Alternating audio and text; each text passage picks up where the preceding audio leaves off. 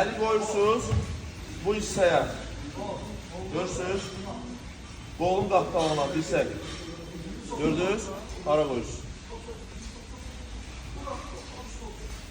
Rəngi tutursanız apar. Sən də üstdən tutursan əli. Və sinə qol birləşirsiniz belə. Bu zafatı qırdın. Qıran kimi bunu dartıram ora. Dartdım, bu əli qoydum. Ayağını qoydum bura.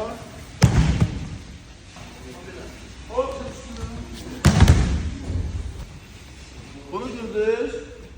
Qıran kimi bu əli dartırsınız. Əli qoyursunuz dirsəyə. Bu ayaq gəldi. Bunu dizdən aşağı attım. Kuzu şiarı olmalıdır. Dartma istiqaməti. Arxaya yox, yana.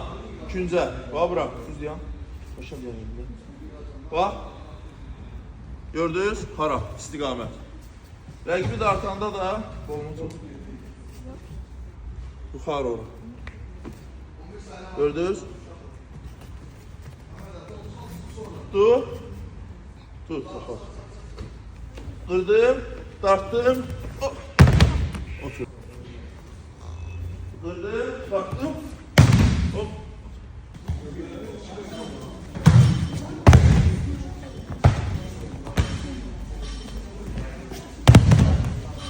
Ha, etdik.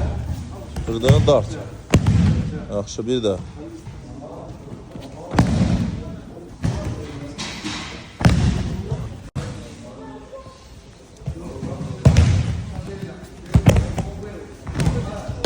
Bir də elə.